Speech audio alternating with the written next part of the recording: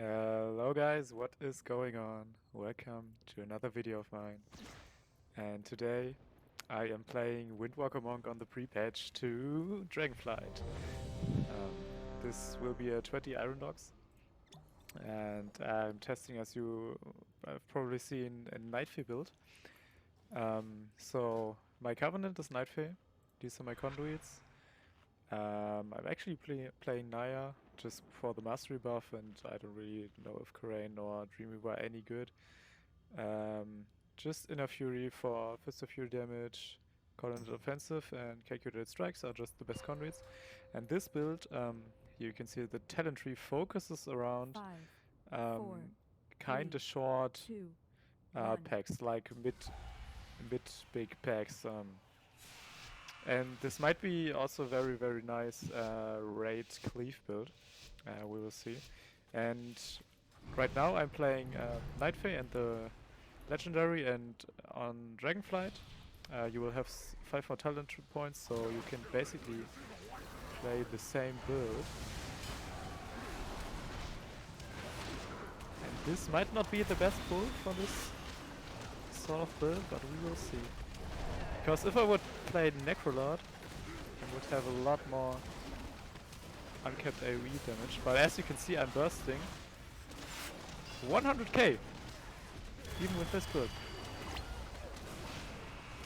The amazing part is that you have a very, very nice uptime on your NIGHTFAE ability, because it resets so often in packs. I don't really know why, but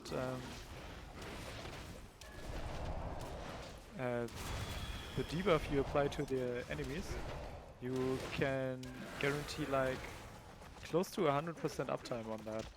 You can see on the nameplates and on my weak arrows that I'm tracking the debuff that I give, which is from a legendary, but on live servers it will be Phalanx Harmony, which gives them a 8% damage taken debuff. But that's not good. Heal up.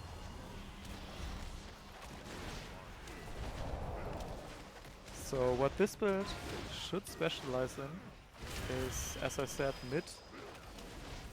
like medium-sized packs, and especially in dungeons where you don't really have these 1-minute windows to do damage, but you need damage a little more often. So you have the NIGHTFAE ability, debuff on demand basically, and I am playing the talent that reduces my images cooldown, which is pretty nice, so you can just pump out damage whenever you want. It's a little different to the other build that most people are playing on the Prepatch right now, which is just the standard necrolord build that you know and love from the last season, which is basically a 1-minute window, except you kind of have to pause between your one-minute window because your images are at 1.5 minutes. So I personally feel like this build is a lot more fun to play with, because you don't really have to worry about not having images, and you can just blast right away most of the packs. And since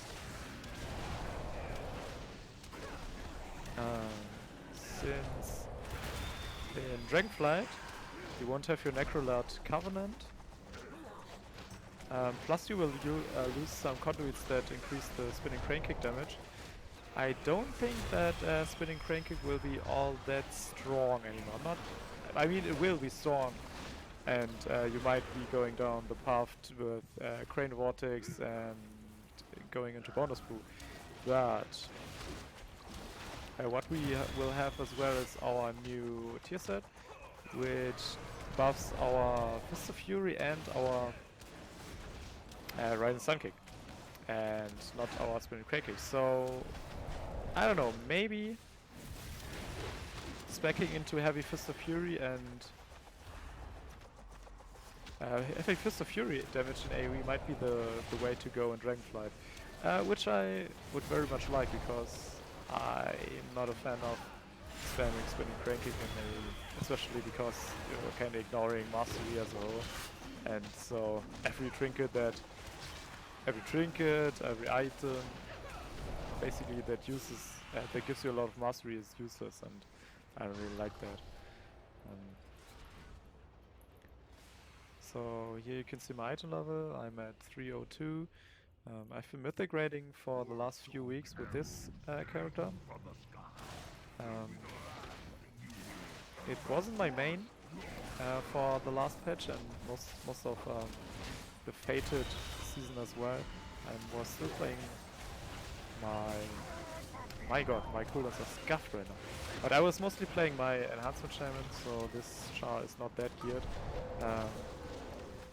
I was fortunate enough to being able to upgrade my weapon to 311, so this is very nice, and I was able to get this trinket, the Decanter trinket, which is insane in Prepatch.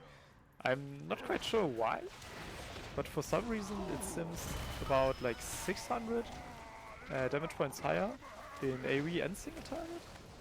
I mean, not the same in both, but it's a very, very big increase in both. And I'm pretty sure that it wasn't the case in Season 4. I mean, they might have buffed it in the Fated season, but yeah, I was fortunate enough to drop it in the raid last week. So I was very happy about that. And my second trinket I would like to play... Oh god, can someone please...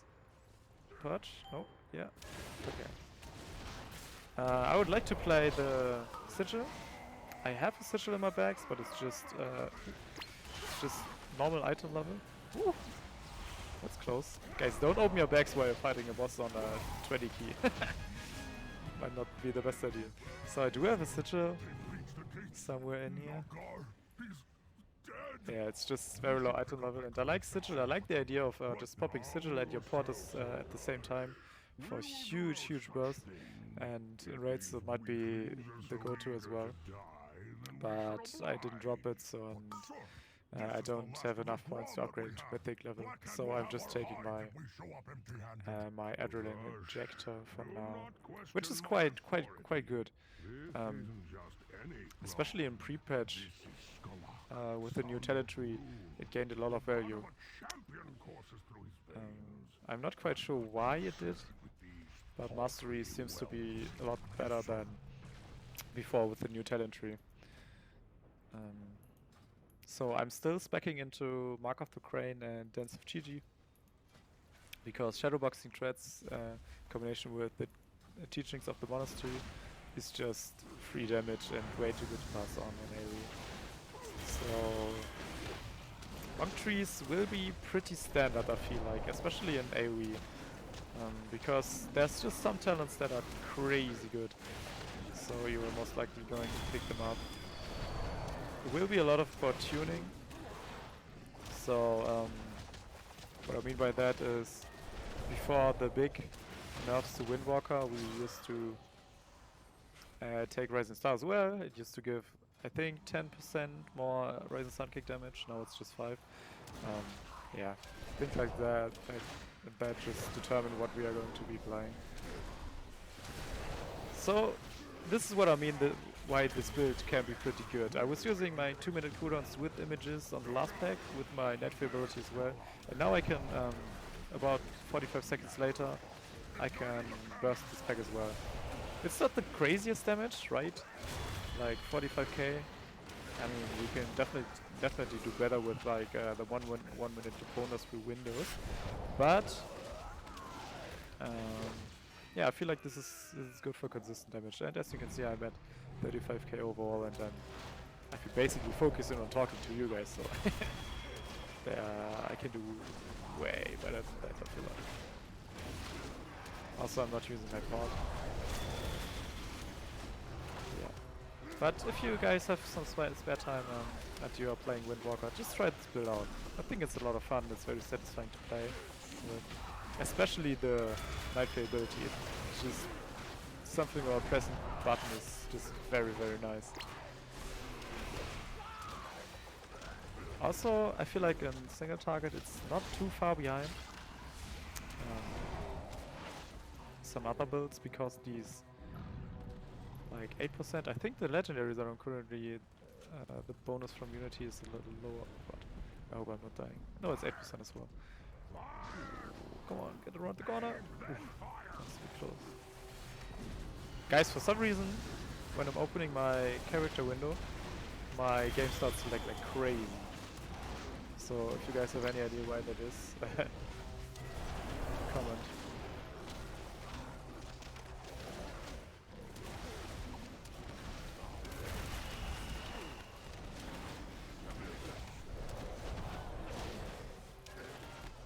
Actually, what I just realized, I don't think that I've taken crit from my affix bonus.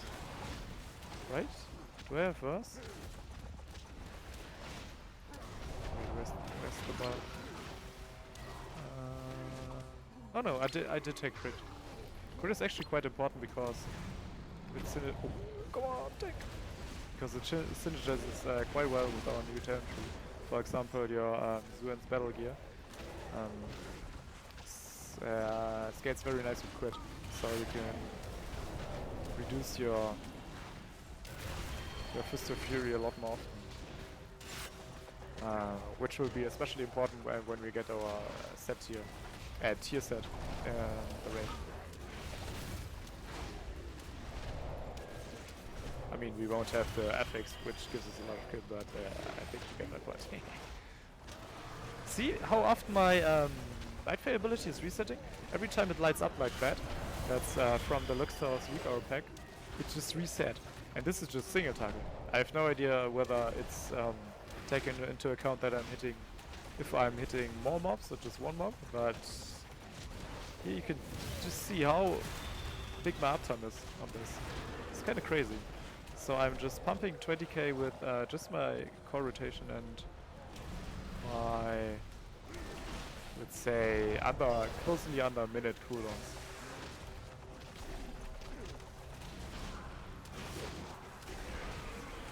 So I will not be using my 2 minutes here because honestly I could, especially if he would have been well higher, but I like blasting the next boss with all my cooldowns. I think it's just something about cleaving a council boss. It's very, very satisfying with all your cooldowns.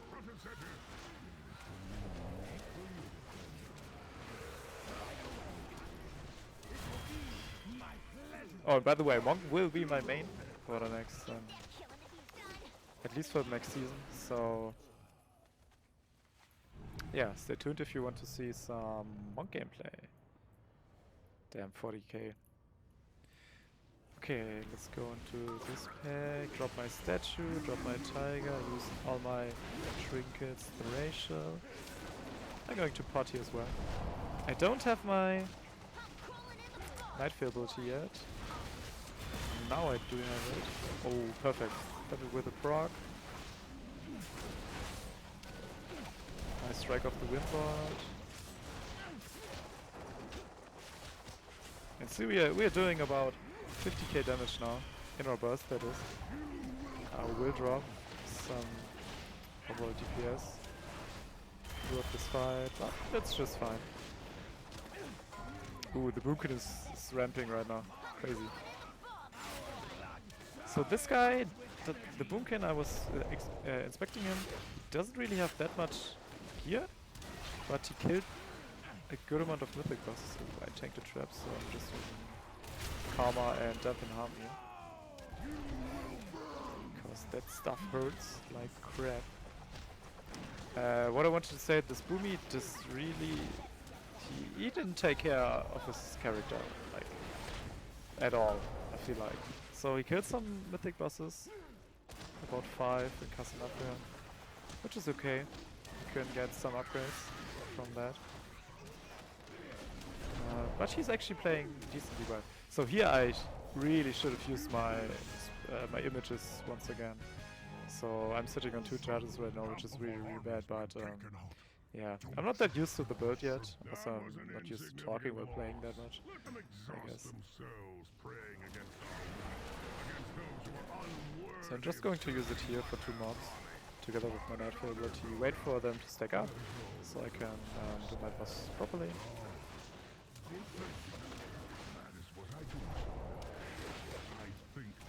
So last week we killed fated Sire Denafrius, the end boss of Castle, which is my first boss on that, my first kill on that boss on Mythic. During that time I was playing in another guild and we only managed to kill... So I didn't kill Stone Legion. I had about like maybe 200, 250 pulse on it, and then I decided I didn't want to play in that guild anymore with those people, and honestly that boss was just way too much of a hassle for me to continue. Also we were raiding 3 times a week and weren't killing this boss, we weren't that close to it, so I really didn't bother. But now that I changed my guild about twice, I killed Sire, and we killed Jailer in the last season. So the only boss that I'm missing, the end boss on Mythic, this expansion, is Mami Sylvanas. And I'm not sure if we're going to do this anymore, which would be sad, but I mean, not too bad. Not too bad, I think. I feel like progressing Sylvanas really isn't that fun anyway, so I'm not too mad about that. But guys, let me tell you, if you haven't been raiding during the Fated season, it's quite fun. It has become quite fun. Because as of right now we can choose up to 3 of the Fated affixes. And my god, it is fun. Nearly every single boss has the affix where there's all of these small modes spawning, which is just an AoE fest.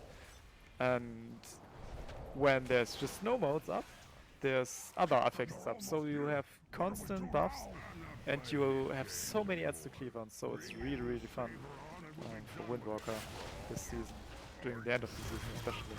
And bosses just melt. You're basically just busy hitting affixes, and in the meanwhile the boss just melts. He's just dead, and you don't really have to care about it.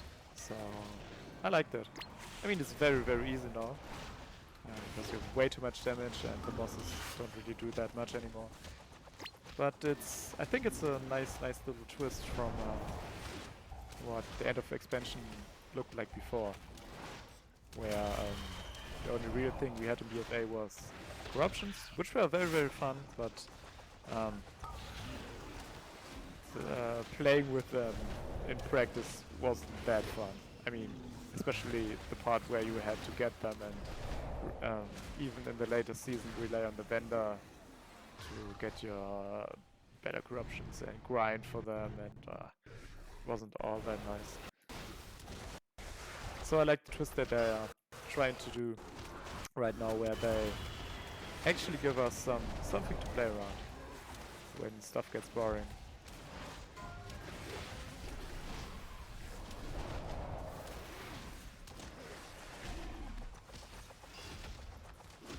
So right now I'm saving my cooldowns.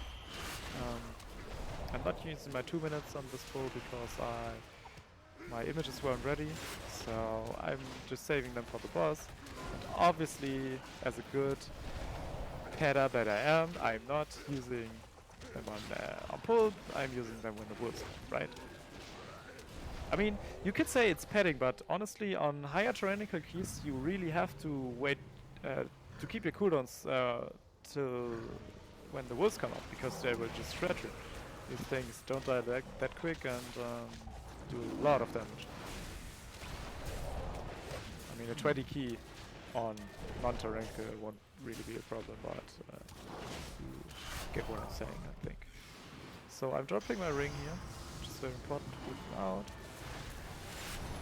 Pop Karma, use the NIGHTFAE ability and go ahead. I've got teammates here with the last wolves. And we are at 38k burst. That's pretty nice.